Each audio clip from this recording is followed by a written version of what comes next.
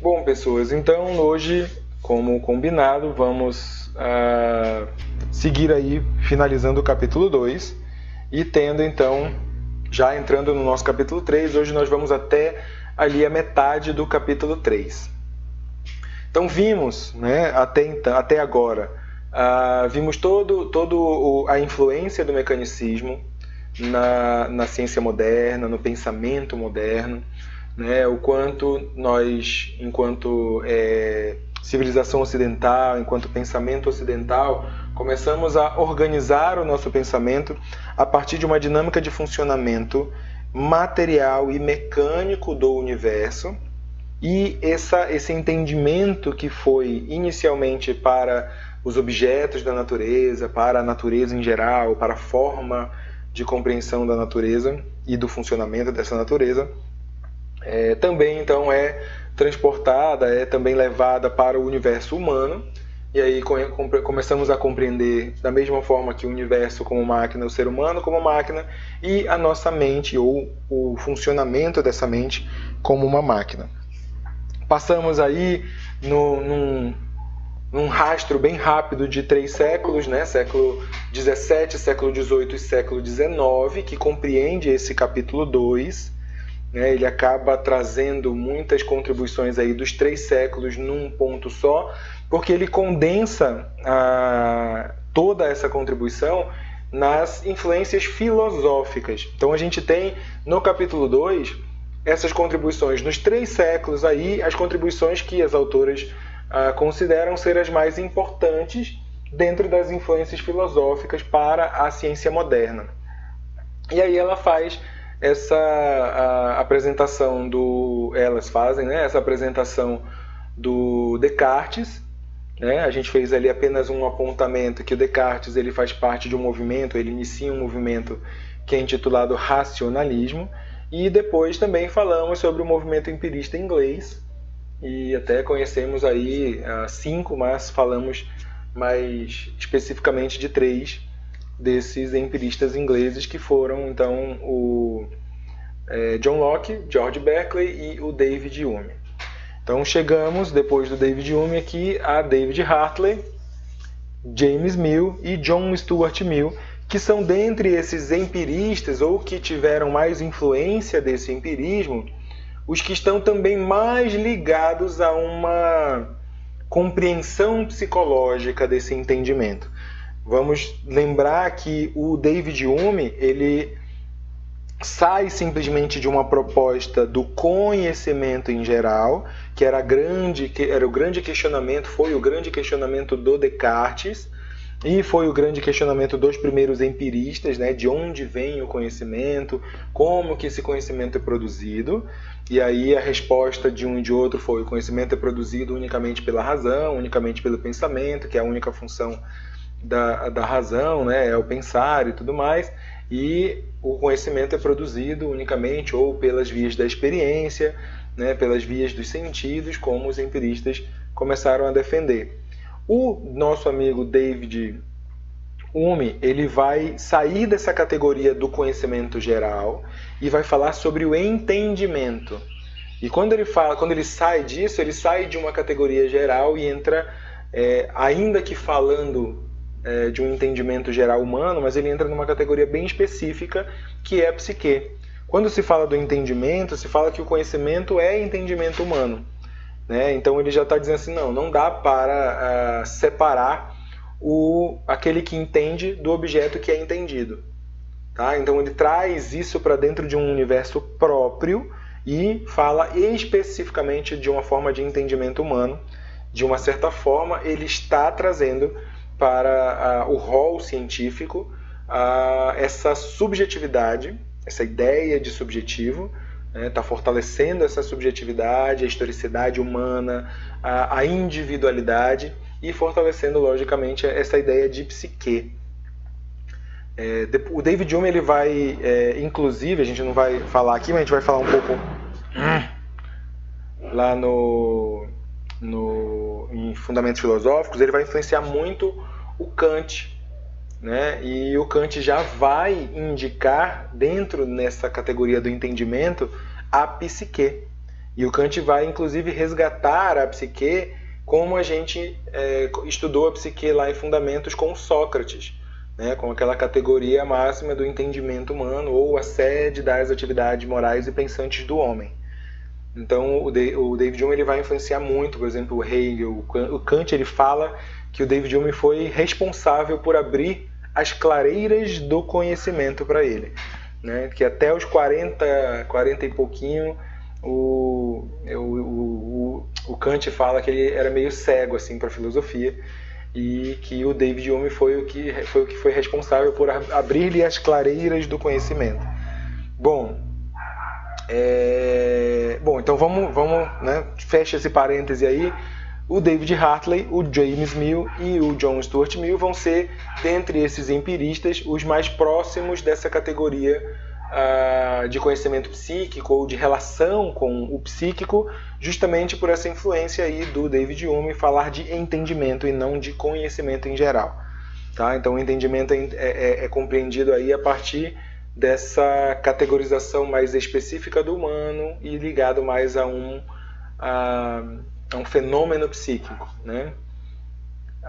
Beleza. O David Hartley, então, ele vai ter uma única contribuição proposta pelo livro, que é a associação por contiguidade e repetição, né? Ele é dedicado ao David Hartley um pouco mais de uma página, geralmente por uma base de uma página, e conta um pouco da história do David Hartley, blá blá blá, aquela coisa toda que a gente não se prende nela. Mas o ponto em que é destacável nisso é a contribuição dele da associação. E o David Hartley vai utilizar a ideia de associação do David Hume, de que esse entendimento, de que essa psique, de que essa mente, ela trabalha por associação, mas ele vai focar exclusivamente na ideia de contiguidade, e a gente, como viu na aula passada, contiguidade é continuidade, né? É a mesma palavra de continuidade.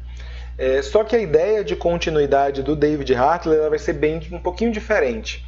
Porque o David Hartley ele vai falar de continuidade como algo de exercício, né? E não necessariamente de uma categoria natural do pensamento como o David Hume.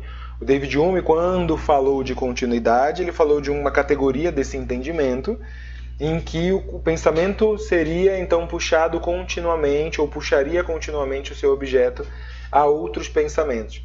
Ele vai utilizar essa ideia, mas ele vai dizer dessa continuidade como exercício. Ou seja, quando você começa a pensar, esse seu pensamento puxa outro pensamento, puxa outro pensamento, puxa outro pensamento, outra ideia, e assim vai compondo, a partir dessas ideias simples que o pensamento vai continuando, ele vai compondo ideias complexas e outras ideias complexas, e assim vai formando o entendimento. Só que essa continuidade ela é então por exercício, porque entra também no contexto da contiguidade a repetição. E aí o David Hartley vai dizer, quanto mais frequente for a experiência, ou seja, quanto mais repetida ela for, mais rápida, melhor será a associação entre as ideias. Então, se eu quero realmente aprender, se eu quero realmente ter essa categoria de conhecimento, esse conhecimento precisa ser frequente, contínuo, né, e repetido, como um exercício. Se eu quero aprender aquilo, eu preciso, então, se eu quero aprender história da psicologia, eu preciso ler, eu preciso exercitar, eu preciso sentar e repetir aquela experiência de estudar aquele conteúdo, para que a minha associação de ideias seja mais rápida e melhor. Isso porque ele vai continuar também com a mesma composição entre ideias simples e ideias complexas, né? Então as ideias simples formam as ideias complexas, as ideias simples associadas formam ideias complexas. Beleza? Ficou claro, David Hartley?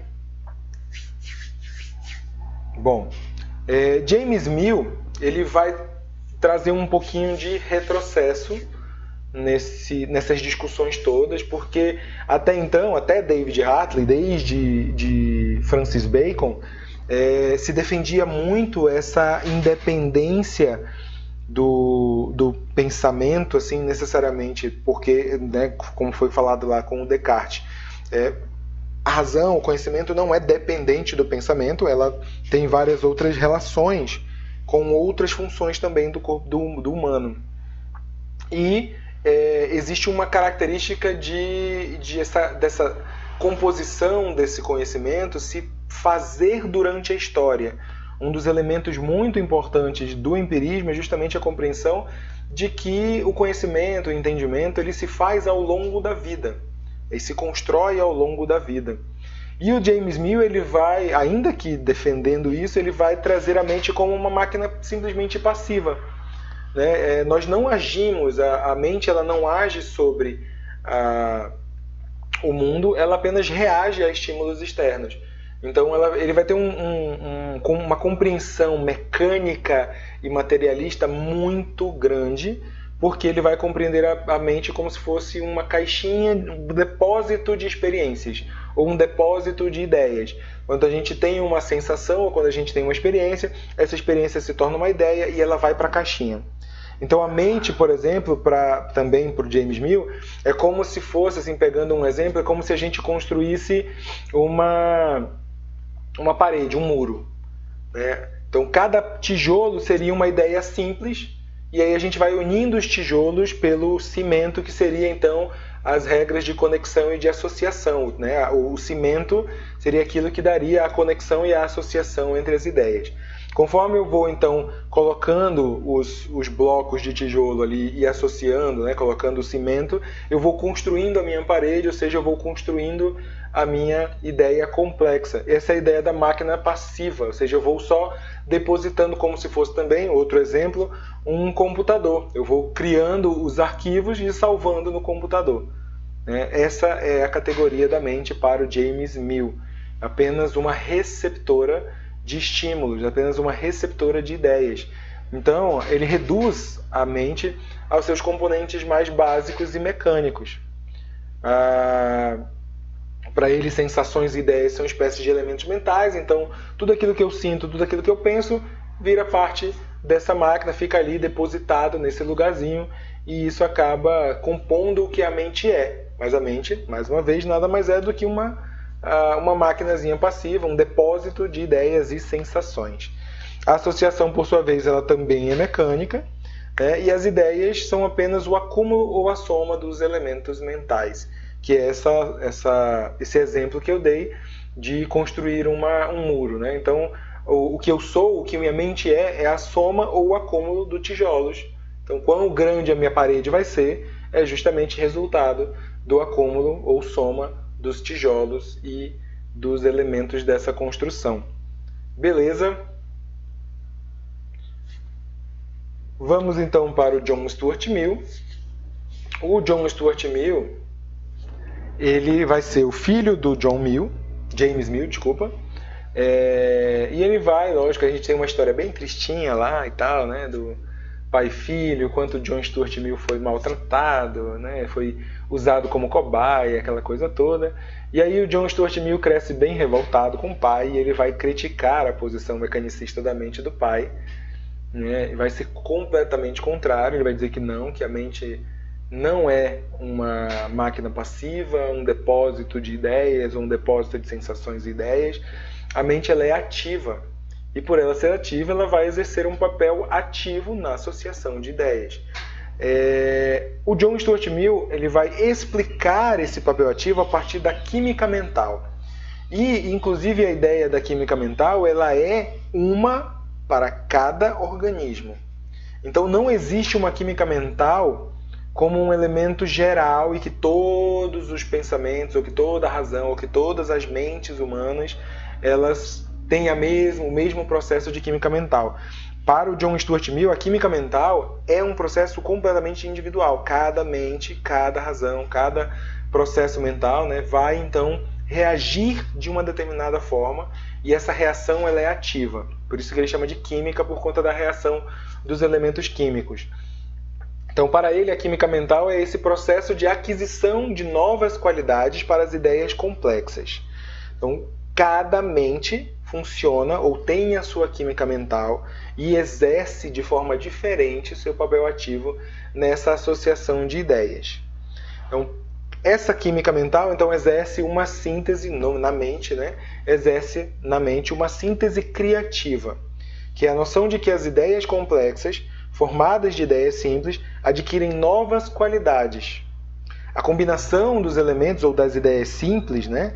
Ele vai criar um conjunto maior ou diferente do que a simples soma dos elementos originais. Ou seja, para o John Stuart Mill, a mente ou as ideias complexas na mente, elas não são formadas por uma soma de ideias simples. Então, vamos pegar um exemplo bem raso, assim, bem para a gente tentar entender isso. Para o James Mill, 1 mais 1 é igual a 2. Seria o processo da mente. Era a união de duas ideias simples e formava uma ideia complexa, 1 mais 1 igual a 2. Para o John Stuart Mill, 1 mais 1 pode ser igual a 3, a 4, a 10, porque a soma das ideias simples vai fazer com que nessa química mental a ideia complexa seja nova. Surja uma nova ideia que não tem necessariamente a ver ou diretamente a ver só com a soma dessas ideias simples. Então, as nossas ideias complexas, elas são uma síntese, ou seja, um resultado de um papel ativo e criativo da mente. A mente ela vai, então, associar ideias simples, mas essa associação ela vai gerar outra ideia completamente diferente das suas ideias originais. E assim eu vou, então, exercendo, porque eu tenho como a característica dessa mente essa reação também, essa criatividade também para com o mundo. Eu não sou só um depósito das sensações que o mundo me dá, eu dou respostas e ajo sobre isso, criando inclusive novas sensações, novas perspectivas e novas percepções dessas sensações. Ficou claro aí o John Stuart Mill? Bom, beleza. Então, assim, aqui a gente termina o capítulo 2. No final, nós temos as contribuições do empirismo. São 4 contribuições que o capítulo destaca, né? O papel principal do processo de sensação, a análise da experiência consciente. Vou falar de um por um, bem mais específico. Então, a primeira contribuição que é destacada é o papel principal do processo de sensação, e a gente viu aí que o empirismo faz isso em contraposição ao racionalismo. Então, o papel principal da sensação, dos processos sensitivos, né, dos elementos sensoriais, como importantes para a aquisição e manutenção ou composição do conhecimento. A análise da experiência consciente desses elementos, porque todos, assim como o quarto, né, o enfoque nos processos conscientes, eu vou falar desses dois juntos, todo mundo nesse momento entendia que o processo de conhecimento, por depender das sensações, por depender das experiências sensórias, eles eram processos unicamente conscientes, tendo em vista que não existiam, primeiro, nem estudos, por exemplo, como o da psicanálise, falando de um funcionamento do inconsciente, e para a filosofia e para a ciência moderna nesse momento, inconsciente era simplesmente um processo ou um estado mental do qual a mente não tinha acesso ou não teria acesso a nenhuma das suas funções físicas. Então, para que houvesse conexão e associação entre a mente e o corpo, a mente deveria estar desperta. E aí, mente desperta seria sinônimo de mente consciente. Beleza? Por isso é sempre associado a essa ideia da análise da experiência consciente dos elementos, ou seja, a análise da experiência da experiência enquanto mente desperta, enquanto mente ativa e desperta, e não enquanto o estado mental inconsciente, que seria um estado de sono ou um estado de perda total, né? Um estado de desmaio, coisa assim, seria a perda total da consciência. Não existe ainda a composição, por exemplo, a ideia, a noção de um consciente como o consciente psicanalítico, nem muito menos o inconsciente como o inconsciente psicanalítico. Então a gente não pode entender esse momento e a análise da experiência consciente como, mas esses caras não pensavam no inconsciente? Não pensavam e não tinham nenhum entendimento, nem sequer do consciente como o Freud vai propor. E ainda assim não significa dizer que quando Freud propôs, ele mudou completamente a noção de consciente. Beleza? Espera aí, não entendi. Mas, Juliane, o vídeo é de fundamentos, tá? Depois a gente fala na próxima aula lá desse vídeo. Eu entendo. É complicado, às vezes dá para confundir mesmo. Mas aí a gente fala direitinho do vídeo na próxima aula. Mas ficou claro, assim, gente, quando a gente fala de experiência consciente, assim como também a gente fala dos processos conscientes, a gente está falando de um momento do pensamento e, inclusive, da composição da ciência moderna, de que processo consciente ou mente consciente é uma mente desperta, tá? Não pode ser anacronicamente confundida com a ideia de consciente psicanalítico, que só vai surgir no século XX, e no final do século XIX para o início do século XX, e também nem muito menos achar que o fato de o Freud ter proposto essa dinâmica psíquica e de proposto outra compreensão, uma compreensão diferente do que é consciente e inconsciente, que ele mudou completamente todo o caminho da ciência. Tá? Ainda tem muita forma de entender fora desses elementos ou desse tripé consciente, pré-consciente e inconsciente. Beleza? Não confundam ou não usem essa palavra apenas na função do entendimento psicanalítico. Existem várias outras e a gente precisa entender o contexto, estar aberto a entender o contexto do que essa palavra é usada. Beleza? E por último, então, a síntese dos elementos em experiências mentais complexas, dizendo que tudo que a gente sente, tudo que a gente pensa com relação a essas sensações vão se associar, né, mediante o processo de associação, eles vão se associar, tornando então, sintetizando como resultado uma ideia complexa, ou seja, o resultado de todos das nossas sensações, das nossas experiências e das nossas percepções sobre essas experiências são as ideias complexas. Beleza? Então aqui a gente tem as 4 contribuições destacadas pelas autoras, que são as contribuições do empirismo. Show? Vamos dar uma respirada, tomar uma aguinha para começar o capítulo 3. Alguma pergunta, gente? Sobre o que eu falei, sobre algum dos 3, ou sobre qualquer coisa também que a gente viu anteriormente?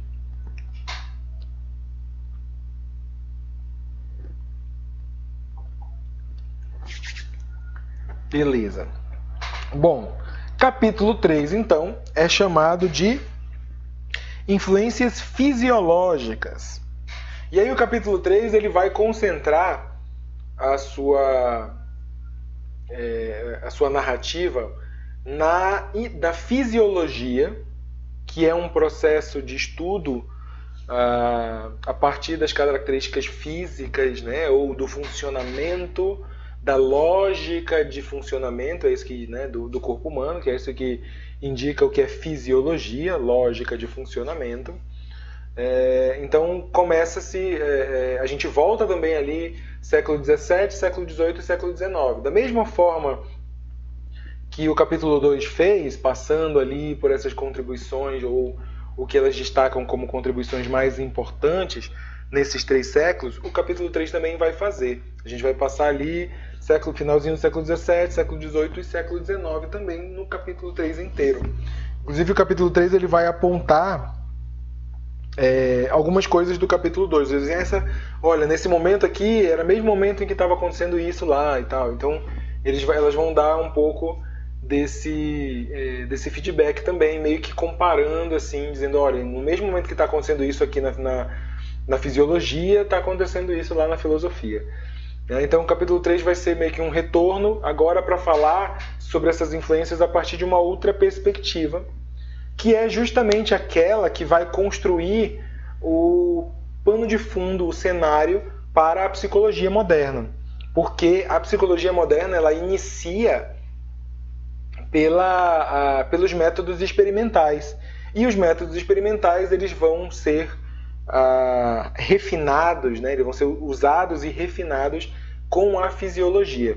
Então, o capítulo 3 a gente vai começar, e que a gente vai falar hoje, dessa primeira parte de influência, né? E aí, na próxima aula, a gente vai falar sobre os 4 principais pensadores, e aí vai ser um pouco mais pesado até a próxima aula, porque vão ter teorias ali mais refinadas, mais complexas sobre essa fisiologia, ou sobre esses estudos em fisiologia.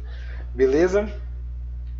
Bom, então as influências fisiológicas na psicologia. Esse capítulo começa com a história ali do David Conebrook, David Kay, que infelizmente por ser um estagiário acabou sendo demitido, né? Tudo é culpa do estagiário. Essa é o grande moral que a gente pode tirar dessa historinha. E o David Kay, coitado, se vocês forem ver, vocês ficam com pena dele, inclusive da descrição, coitado, né? Aquele David Kay.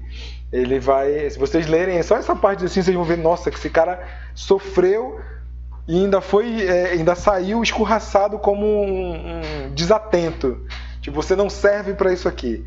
E o que aconteceu? O David Kay, então, ele é contratado para ser um estagiário mesmo, um assistente no laboratório, e aí ele começa a apresentar uma diferença de meio décimo, de meio ponto, né, ou de meio de meio décimo mesmo, de meio décimo até 0,8 décimos, para ver como era a diferença. Era bem assim, se a gente fosse considerar como a partir dos nossos critérios, nem parece tanto uma diferença, mas aquilo ali, para aquela pesquisa, pareceu naquele momento ser muito grave. E aí esse cara acabou sendo demitido, saiu foi expulso do laboratório, justamente porque isso foi entendido como um erro de observação e de medição. Inclusive tem a carta lá, infelizmente, o meu assessor, assim, acessado, começou a apresentar um erro de meio décimo, chegando até 8 décimos de diferença e tal, e isso que acabei, então, tirando ele dessa função. Bom, anos mais tarde, esse cara aqui, William Bessel, ele vai então reestudar esse procedimento, e ele vai concluir então que o observador ele influencia no resultado. Então esse erro não era necessariamente um erro. O David Kay não estava errado em comparação ao outro pesquisador. Ele apenas estava todo o processo foi influenciado pela natureza humana do observador. Ou seja, as características pessoais influenciam no processo de observação e mensuração da ciência. Coisa que ainda não era considerada e nem sequer era admitida. Então, se que na astrologia, né, na astronomia, isso acabava sendo um grande peso e uma grande influência, isso acabou também sendo considerado para todas as ciências a importância do observador e como isso afeta o método científico. Até então, a ciência ela trabalhava com as variáveis, mas ela trabalhava com variáveis que se dizem variáveis dependentes. Isso não vai ter no livro, isso é só uma característica que eu vou trazer para vocês. E hoje a gente trabalha em ciência, vocês vão ver muito isso também em psicologia experimental, com variáveis dependentes e variáveis independentes. E as variáveis independentes surgiram primeiramente com essa concepção de que as características pessoais influenciam na observação, influenciam no processo científico. Até então, a ciência colocava como ponto do procedimento científico, como parte do procedimento científico, as variáveis dependentes, ou seja, variáveis que dependem do objeto ou das suas relações. Por exemplo, ao observar um objeto, a ciência já entendia que esse objeto era composto por a substância e movimento, né, que a gente viu lá com o mecanicismo.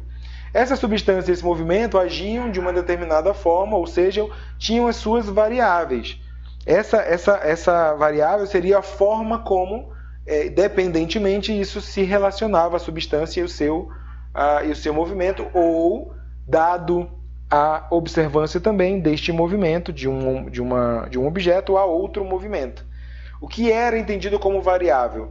Variável é toda e qualquer cálculo ou informação que varia de objeto para objeto.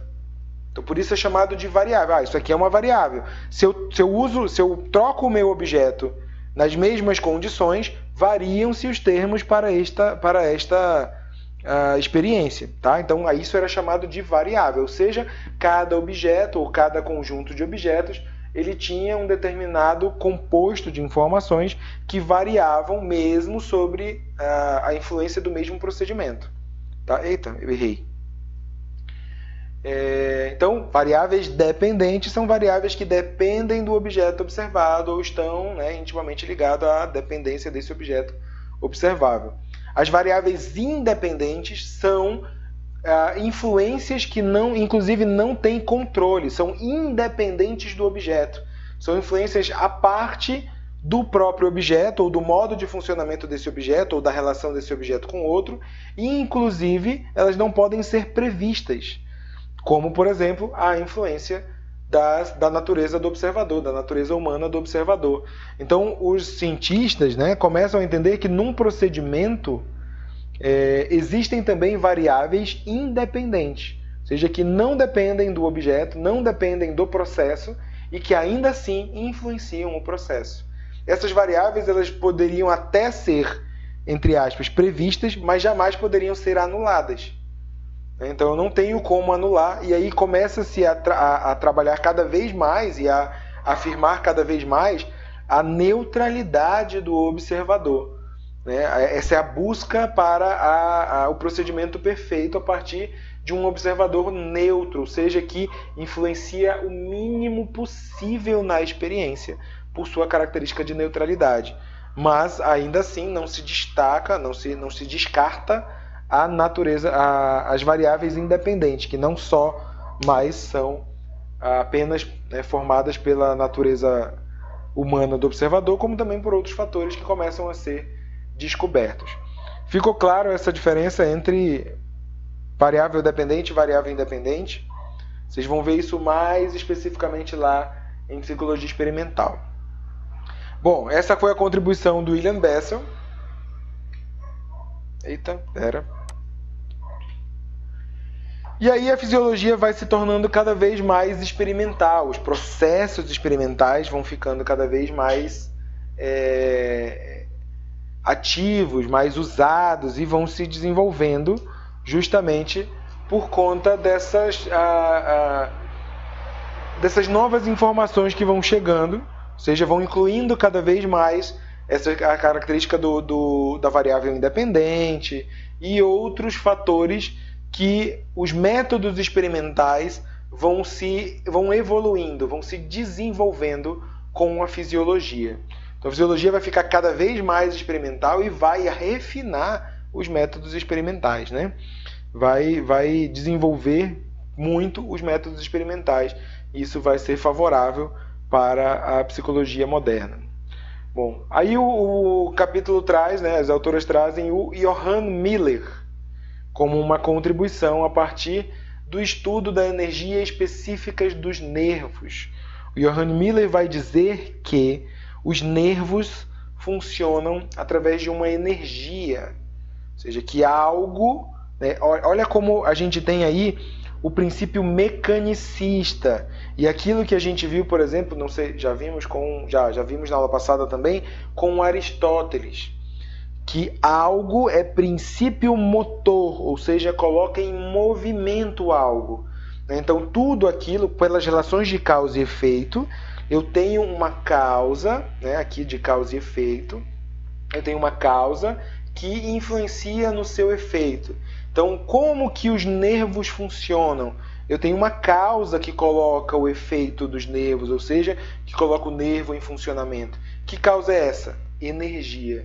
Então, uma energia vai colocar o nervo ou faz com que os nervos funcionem desta forma.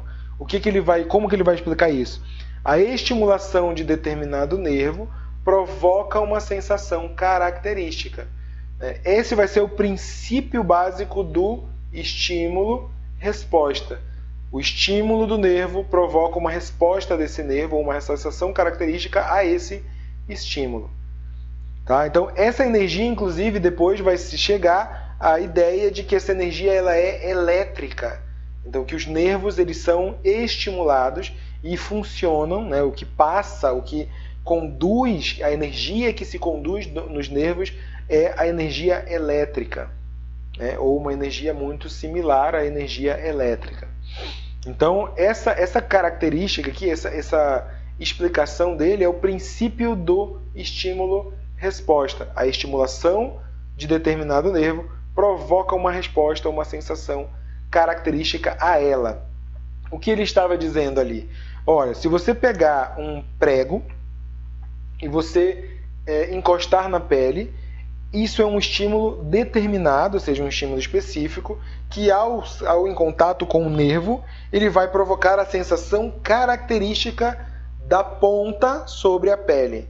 Se você troca esse estímulo por uma chama, né, por uma chama quente, a sensação muda, porque o estímulo mudou. Então, cada estímulo vai provocar uma sensação característica desse estímulo.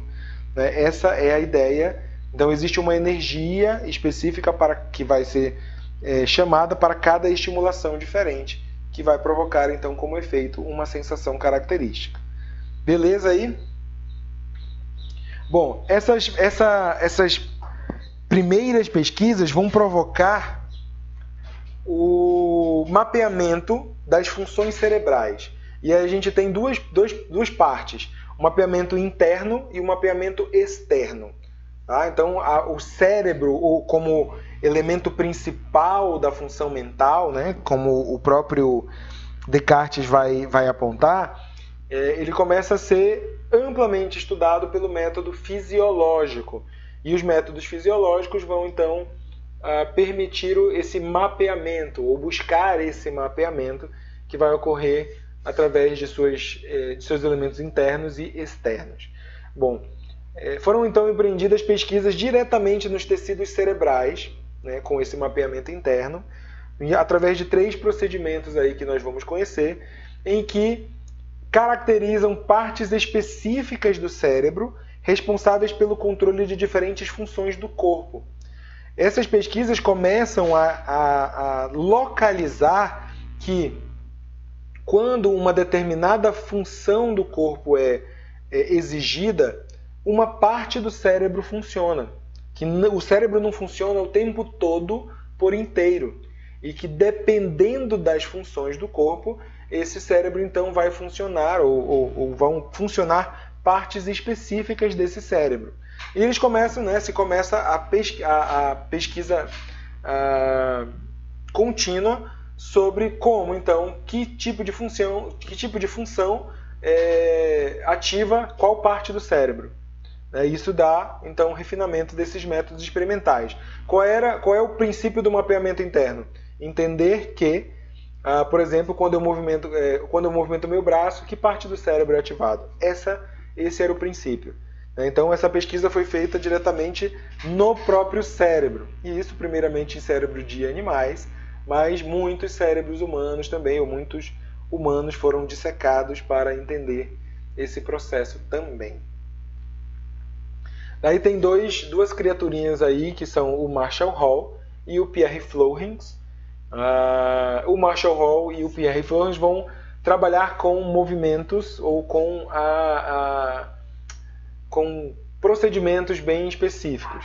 O Marshall Hall vai começar a perceber que existe, ou que alguns animais continuam se movimentando mesmo depois de arrancar-lhes as cabeças, mesmo depois da decapitação. E aí ele vai propor, inclusive, uma separação do estímulo e vai propor essa separação do estímulo com a sua associação cerebral. Vai dizer, o comportamento ele tem origem no cérebro e no sistema nervoso, mas existe uma forma de conexão entre elas que é diferente, logicamente, daquilo proposto pelo Descartes, que era o conário. Então eles vão começar a verificar essa associação entre o estímulo e a sua associação no cérebro. E aí eles vão fazer isso através de 3 de 3 métodos diferentes que a gente vai já ver. Bom, o Marshall Hall e o Pierre Florin vão organizar onde que se origina ou quem é responsável por cada tipo de movimento ou por cada tipo de origem de estímulo. Como que a gente vai ter essa separação? Então, por exemplo, para o Marshall Hall, o movimento voluntário, todo aquele movimento voluntário do corpo é de responsabilidade do cérebro. Então ele tem origem no cérebro e ele vai ser comandado pela atividade cerebral. O movimento reflexo, que é aquele movimento, por exemplo, de a gente responder a um determinado estímulo, como o fogo, né? Tipo, sentir algo quente, eu tiro a mão. Eu não preciso necessariamente ter um pensamento sobre isso. Nossa, minha mão, acho que minha mão está queimando. Não, eu simplesmente tiro. Esse movimento reflexo é da medula, é um movimento da própria medula espinhal. Não passa, segundo o Marshall Hall, não passaria especificamente pelo cérebro. Ele seria um movimento específico da medula espinhal. O movimento involuntário é através da estimulação direta dos músculos, e o movimento respiratório também através da medula espinhal. E o Florin vai falar que os processos mentais elevados são do cérebro, que seria a mesma ideia do movimento voluntário do Marshall, os reflexos visuais e auditivos da parte média cerebral, a coordenação motora do cerebelo, que é também uma parte do cérebro, e o batimento cardíaco e a respiração da medula espinhal. Como que eles vão fazer isso? Dissecando animais e seres humanos. E aí vão estudar o funcionamento cerebral a partir de algumas funções do corpo. Os métodos eram 3. O método de extirpação, o método clínico e o método de estímulos elétricos. O primeiro método de extirpação consiste em remover ou destruir partes do cérebro. Esse método era feito com animais vivos. Abria-se a cabecinha do animal, tinha-se acesso ao cérebro dele. Não, primeiro, antes de tudo, você fazia um estudo pormenorizado, bem específico, bem detalhado do comportamento desse animal. Então você tinha um estudo muito detalhado de como esse animal se comportava.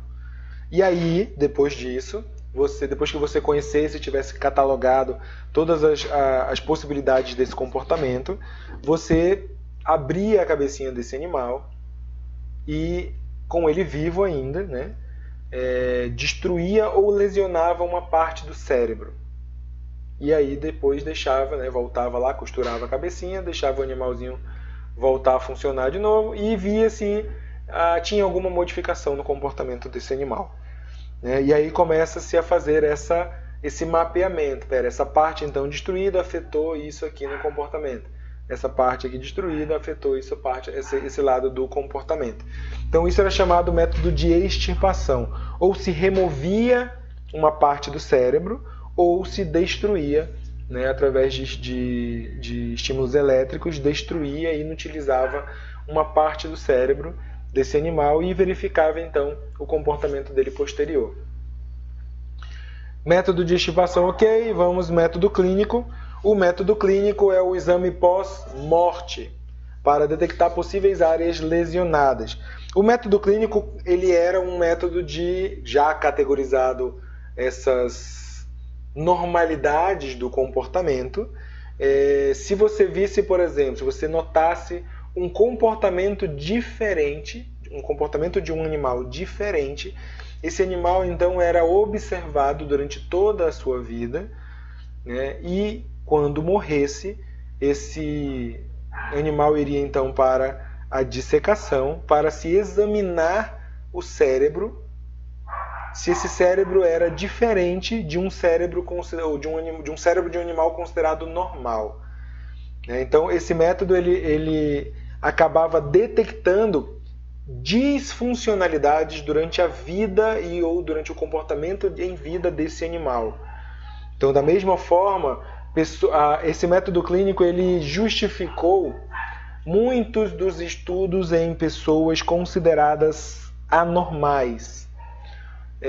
principalmente aí a gente vai ver inclusive um exemplo no capítulo de estudos com detentos, com pessoas presas ou com pessoas que eram consideradas ali ou que estavam em regime carcerário por terem matado alguém, por terem cometido algum crime bárbaro. E aí as pessoas queriam entender ali nesse momento o que fazia com que essa pessoa matasse ou fizesse qualquer coisa diferente, que isso era considerado então uma disfuncionalidade do cérebro, ou pelo menos assim se buscava entender que uma pessoa que tinha coragem de matar outra, né, era um psicopata, o cérebro dele funcionava ou tinha alguma característica diferente. Isso justificava, por exemplo, quando esse cara morria ou de alguma forma ele era levado à morte, se fizesse a dissecação do seu corpo, se fizesse a dissecação do seu cérebro, para entender e para comparar o cérebro dessa pessoa a cérebros, entre aspas, de pessoas normais. O método clínico, então, desenvolveu esses procedimentos de, após a morte, você estudar e comparar aquele cérebro a um cérebro, então, dito normal. Beleza? E os estímulos elétricos também, na grande maioria das vezes, eram feitos ou com animais vivos ou com animais recém-mortos, que consistia então de dar pequenos choques no cérebro e verificar como ou que parte do tecido ou como isso dava alguma reação.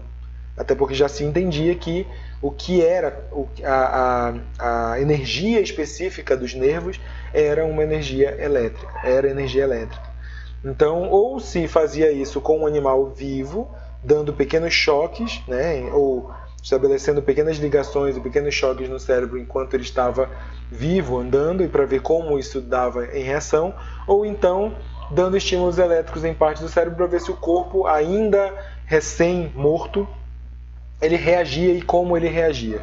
E assim você via, por exemplo, qual parte do cérebro controlava determinado movimento. Então, com isso, eles vão mapeando, né, essas funções cerebrais e vão descobrindo que parte do cérebro controla determinada função. Esses são os 3 principais métodos utilizados. Alguma pergunta?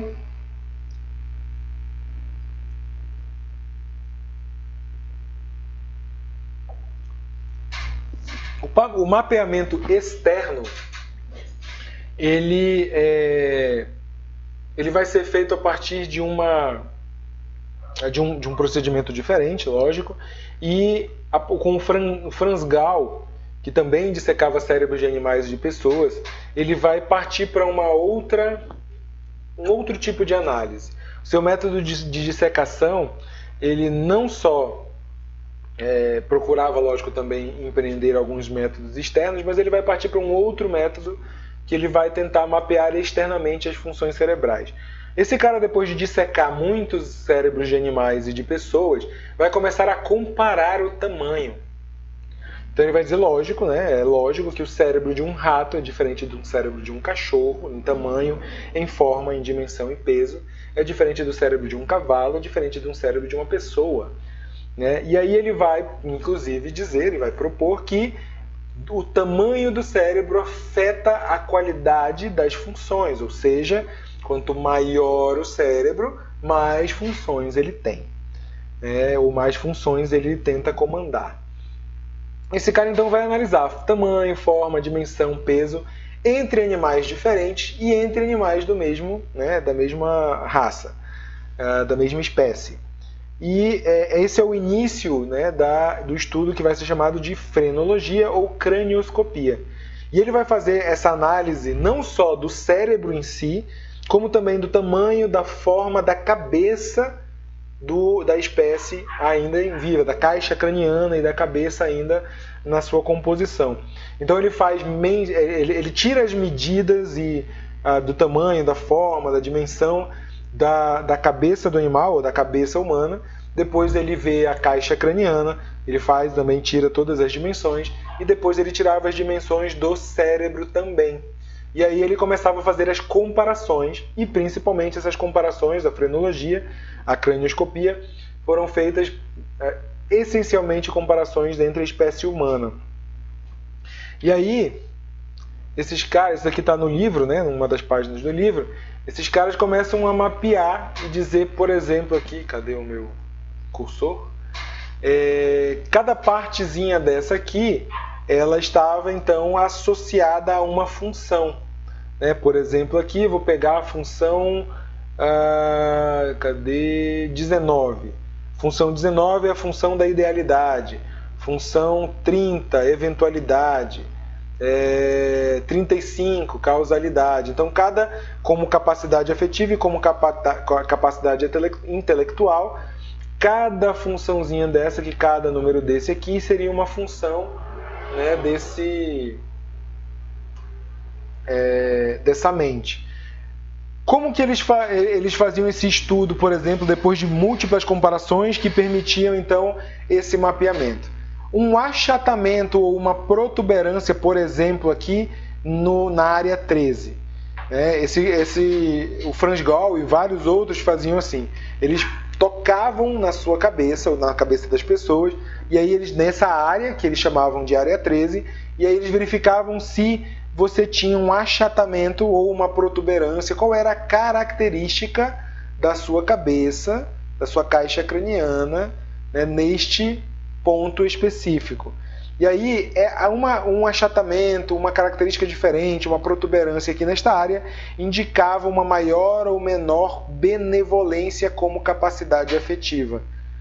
Então, cada ponto desse aqui indicava, por exemplo, o ponto 8, a sua avidez, o ponto 11 não dá, o ponto 11 é a sua aprovação, e assim vai. Cada ponto, cada área dessa aqui indicava uma funçãozinha, e assim a frenologia foi inclusive utilizada para fins de entretenimento. A galera fazia apresentações assim, dizia assim, nossa, olha só, vamos descobrir a sua personalidade através do formato e das características da sua cabeça. Isso era usado de uma forma bem de entretenimento mesmo, assim, para chamar a atenção e para ganhar muito dinheiro. Essa galera fez muito dinheiro com os primeiros estudos de frenologia. Cada coisinha dessa aqui, então, indicava, e a característica, de acordo com os seus estudos, indicava uma parte aqui, ou uma característica de personalidade, a partir das capacidades afetivas e intelectuais. Beleza aqui, pessoas? Então, assim se deu esse mapeamento externo. A frenologia e a cranioscopia foram muito utilizadas e ganharam notoriedade muito rápida por conta desse entendimento aí de que você poderia meio que descobrir como uma pessoa era, ou que as características de personalidade de uma pessoa, justamente pelo formato da sua cabeça. Isso foi uma grande maravilha na época. Bom, Luigi Galvani foi o responsável então por afirmar e ter a certeza de que os impulsos nervosos teriam natureza elétrica. E ele afirma então que o sistema nervoso é o condutor dessa energia, o sistema periférico é captador e o central é uma estação receptora e de transferência, sendo o cérebro o processador dessas informações. É o momento também da descoberta dos neurônios. Então começa-se a estudar e a entender, por exemplo, como um neurônio funciona e como ele conduz essa energia. Por exemplo, vocês vão estudar isso já no próximo semestre com o professor Carlos, né, em neurofisiologia, eu acho, neuroanatomia, não lembro muito bem o nome da disciplina. Vocês vão estudar lá o neurônio e esses caras vão descobrir, por exemplo, que o neurônio ele nem sequer se toca, que os neurônios eles são se comunicam através de uma condução elétrica, de um impulso elétrico, e que eles nem sequer, essa comunicação nem sequer chega a ter contato físico, que uma parte de um neurônio vai ficar muito próxima da parte de outro e que o impulso elétrico passa, como se ele pulasse de um neurônio a outro. Ele passa de um neurônio a outro e ele não fica, nem fica no neurônio e nem muito menos esses neurônios se encostam. Então a descoberta do neurônio fez, inclusive, pelo modo de funcionamento, e lembrem, tudo mecânico, né? Toda a compreensão disso aqui é completamente mecânica. Essa descoberta fez com que a natureza elétrica dos impulsos nervosos fossem confirmadas, e entendendo o sistema nervoso como um sistema condutor e as partes desse sistema periférico, que seriam os nervos em todas as terminações nervosas em todas as partes do corpo, seriam captadores de estímulo, né? O sistema nervoso periférico capta o estímulo, esse estímulo viaja até o sistema nervoso central e cérebro, como parte do sistema nervoso central, cérebro e a medula, né, que recebem esses estímulos, transferem esses estímulos para o cérebro e de volta também para o periférico. Então eu fiz aqui, por exemplo, um desenhozinho bem legal para vocês. Temos aqui a nossa pessoa, né, a nossa pessoinha, e essa pessoa tem aqui em cinza o seu cérebro e o seu, aqui em cinza, aqui, sua medula. Então esse aqui seria o sistema nervoso central, o sistema periférico seriam todas as terminações nervosas em todo o corpo, e aí eu tenho, por exemplo, aqui um prego. O prego então vai incidir sobre a pele, estimulando a pele ou estimulando o sistema nervoso central neste ponto. O estímulo vai ser então codificado em linguagem ou impulso elétrico, ou seja, a força física, a força-peso aqui, que seria um estímulo físico, essa força empreendida, né, que seria uma unidade de medida física, vai ser convertida em outra unidade de medida física, que é o impulso elétrico. Então, no estímulo, há uma conversão de uma unidade para outra. Esse estímulo vai, então, ser conduzido do periférico para o central, vai ser conduzido até o cérebro na sua parte específica, que seria essa partezinha verde aqui. Então ele vai até a parte específica do cérebro, o cérebro vai entender esse estímulo e vai então produzir, vai dar uma nova mensagem que vai voltar para esta parte, onde vai ser dada a sensação de dor. E aí o cérebro dá a resposta para que o músculo reaja.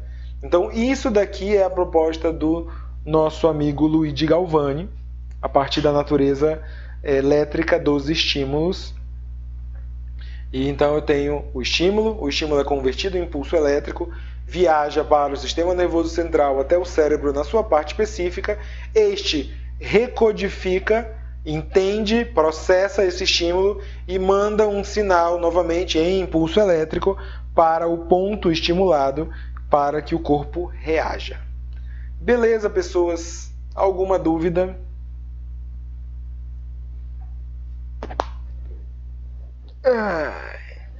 Então, até aqui nós vamos no nosso capítulo 3. Nós paramos então no capítulo 3, deixa eu pegar aqui meu livrinho, na página...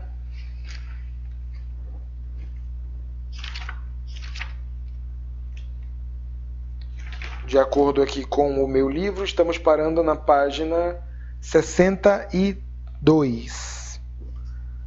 Então, a partir da próxima aula, nós vamos ver o espírito do mecanicismo e os primórdios da psicologia experimental, com os nossos 4 grandes teóricos ou estudiosos da psicologia experimental. Beleza? Cada um deles tem uma contribuição diferente e tem alguns pontos assim bem específicos da sua contribuição, desse entendimento. Aí a gente vai ver algumas coisas bem específicas aí. Beleza, pessoas?